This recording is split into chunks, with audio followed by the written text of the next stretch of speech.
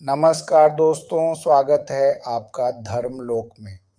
अगर आप भी सनातन धर्म, आध्यात्मिक ज्ञान और जीवन को सही दिशा देने वाले विचारों में रुचि रखते हैं, तो इस वीडियो को लाइक, शेयर और चैनल को सब्सक्राइब ज़रूर करें, क्योंकि यहाँ हम आपको बताते हैं वो ज्ञान जो आपकी सोच और जीवन दोनों बदल सकता है। तो चलिए शुरू करते हैं आज का विषय। 2019 की बात है।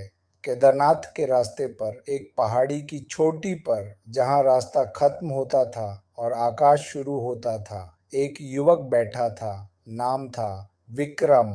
19 साल का, दिल्ली का, आईटी कंपनी में जॉब। और एक सवाल जो उसे सालों से परेशान कर रहा था, वह ध्यान करता था 6 महीनों से, हर सुबह 20 मिनट, लेकिन कुछ नहीं बदला था। मन वही था, बेचैनी वही थी और एक खालीपन जो भरता नहीं था। उसी पहाड़ी पर एक और व्यक्ति बैठे थे, बहुत बुजुर्ग, सफेद दाढ़ी, आंखें बंद, और एक ऐसी शांति जो उस पहाड़ की तरह अटल थी। विक्रम उनके पास बैठ गया, चुपचाप। 10 मिनट बाद बुजुर्ग ने आंखें खोली और बिना पूछे बोले, 6 महीने से ध्यान कर रहे हो लेकिन कुछ नहीं हुआ, यही सोच रहे हो? विक्रम चौंक गया। आपको कैसे पता? बुजुर्ग ने कहा, क्योंकि तुम्हारा चेहरा एक फ्रस्ट्रेटेड मेडिटेटर का चेहरा है। मैंने बहुत देखे हैं। विक्रम ने पूछा, तो क्या गलत हो रहा है? बुजुर्ग ने कहा, तुम ध्यान कर रहे हो लेकिन तप नहीं, और बिना तप के ध्यान वैसा है जैसे बिना नींव के घर। विक्रम ने पूछा, तप क्या है? बुजुर्ग मुस्कुराए, यही सवाल था जो तुम्हें यहाँ लाया। बैठो, सूर्यास्त तक बात करेंगे। और उस शाम केदारनाथ के उस पहाड़ पर एक बुजुर्ग ने एक युवक को वह ज्ञान दिया जो सनातन धर्म ने हजारों वर्षों से दिया है। पहले समझते हैं तप क्या है, बुजुर्ग ने कहा। विक्रम, पहले यह समझो तप का मतलब क्या नहीं है। मतलब? तप का मतलब शरीर को कष्ट देना नहीं, भूखा रहना नहीं, ठंड में नहाना नहीं, पैरों पर खड़े रहना नहीं। यह सब तप के बाहरी रूप है। असली तप अंदर होता है। महाभारत में भीष्म पितामह ने कहा, मनसा कर्मणा वाचा यत् कृच्छ्रम सम्यगाचरेत् तत्तपः परमं प्रोक्तम मुनिभिस्तत्त्वदर्शिभिः। अर्थात मन, कर्म और वाणी से जो कठिन अनुशासन ठीक से पालन किया जाए, उसे ही तत्वदर्शी मुनियों ने परम तप कहा है। तप मन, पास, कर्म, पास, वाणी का अनुशासन, मन का अनुशासन, मन को वश में रखना, बुरे विचार ना आने देना, कर्म का अनुशासन, जो करो धर्म से करो, आलस्य न करो, वाणी का अनुशासन, जो बोलो सत्य बोलो, मीठा बोलो, कम बोलो। विक्रम ने पूछा, तो तप एक लाइफस्टाइल है? बुजुर्ग ने कहा, बिल्कुल। तप एक दिन का नहीं, तप हर पल का है। और ध्यान उस तप की सबसे ऊंची अवस्था है। ध्यान और तप का रिश्ता एक अद्भुत उदाहरण बुजुर्ग ने एक पत्थर उठाया और विक्रम को दिया। इसे देखो, ये कैसा है? खुरदरा, रफ। बुजुर्ग ने कहा, अब सोचो, अगर इस पर रोज पानी डालते रहें बिना रगड़े तो क्या होगा? शायद थोड़ा साफ हो, लेकिन खुरदरापन नहीं जाएगा। और अगर पानी के साथ एक घिसाई भी हो तो स्मूथ हो जाएगा। बुजुर्ग ने कहा, यही है ध्यान और तप का रिश्ता। ध्यान पानी है, तप घिसाई है। केवल ध्यान से मन थोड़ा शांत होता है, लेकिन गहरे संस्कार नहीं जाते। ध्यान और तप साथ हों तो मन स्मूथ होता है, संस्कार जाते हैं और आत्मा चमकती है। भगवत गीता में कृष्ण ने कहा, तपस्विभ्योऽधिको योगी ज्ञानिभ्योऽपि मतोऽधिकः कर्मिभ्यश्चाधिको योगी तस्माद्योगी भवार्जुन। भगवत गीता 6:46। योगी तपस्वी से भी बड़ा है, ज्ञानी से भी बड़ा है, कर्मी से भी बड़ा है। इसलिए हे अर्जुन, योगी बनो। लेकिन विक्राम, यहाँ योग का अर्थ केवल आसन नहीं, योग ध्यान प्लस तप प्लस धर्म, सब एक साथ। तप के 3 प्रकार गीता के अनुसार बुजुर्ग ने कहा। भगवत गीता में तप के 3 प्रकार बताए गए हैं, सुनो। पहला, शरीर का तप भगवत गीता में कहा गया है। देवद्विज गुरु प्राज्ञ पूजनम शौच मार्जवम ब्रह्मचर्य महिंसा च शारीरम तप उच्यते। भगवत गीता 17:14। देवता, ब्राह्मण, गुरु और ज्ञानियों का सम्मान, पवित्रता, सरलता, ब्रह्मचर्य और अहिंसा, यह शरीर का तप है। बुजुर्ग ने समझाया, शरीर का तप यानी शरीर को डिसिप्लिन में रखना, सही खाना, सही सोना, सही उठना और शरीर को शुद्ध रखना। जब शरीर डिसिप्लिन में होता है तो ध्यान आसान होता है, क्योंकि शरीर शांत होता है और शरीर की बेचैनी ध्यान में नहीं आती। विक्रम ने सोचा, सर, मैं रात को देर तक जागता हूँ, सुबह 5 मिनट में उठ जाता हूँ और तुरंत ध्यान करता हूँ। बुजुर्ग ने कहा, यही गलती है, शरीर तैयार नहीं और तुम ध्यान की उम्मीद करते हो। ये वैसा है जैसे बिना गाड़ी को स्टार्ट किए ड्राइव करने की कोशिश। दूसरा, वाणी का तप भगवत गीता में कहा गया है। अनुद्वेग करम वाक्यम सत्यम प्रियहितम च यत् स्वाध्याय अभ्यसनम चैव वाङ्मयम तप उच्यते।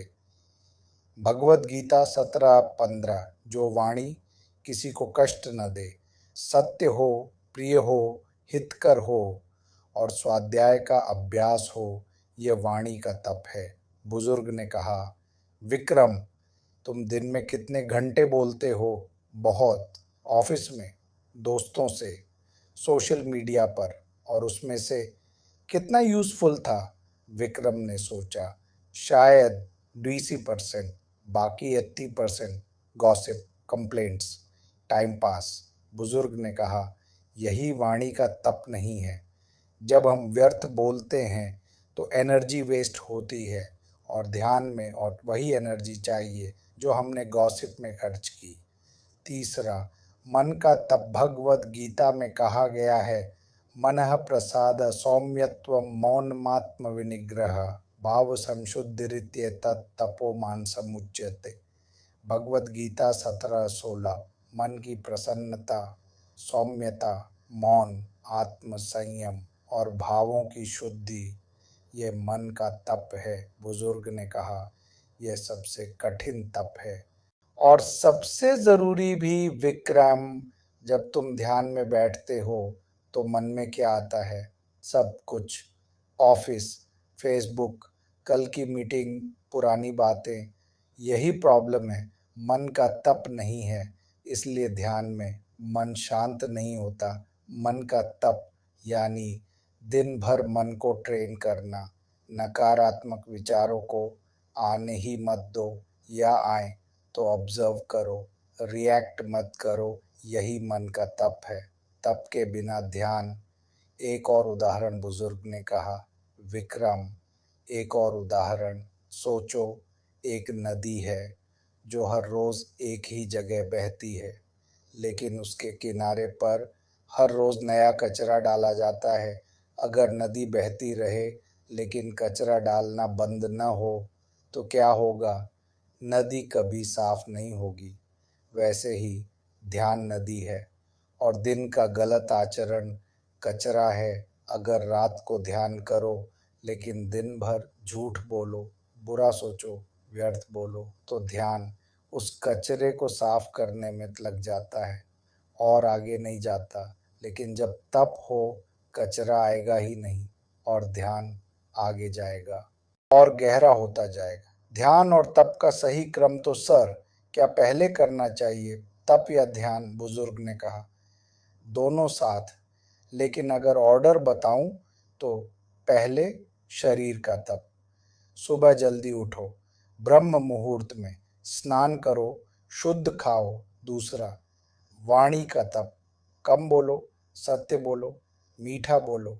तीसरा, मन का तप, नकारात्मक विचारों को रोको या ऑब्जर्व करो। और इन तीनों के बाद जब ध्यान में बैठो तो ध्यान गहरा होता है, क्योंकि तप ने रास्ता साफ कर दिया है। महर्षि पतंजलि ने योग सूत्र में कहा, तपः स्वाध्यायेश्वर प्रणिधानानि क्रिया योगः। पतंजलि योग सूत्र 2:1। तप, स्वाध्याय और ईश्वर को समर्पण, यही क्रिया योग है। और इस क्रिया योग से ध्यान सिद्ध होता है। यही सनातन धर्म का सबसे बड़ा रहस्य है। तप के व्यावहारिक तरीके आज के जीवन में विक्रम ने पूछा, सर, मॉडर्न लाइफ में तप कैसे करें? हम तो केदारनाथ में नहीं रह सकते। बुजुर्ग हंसे।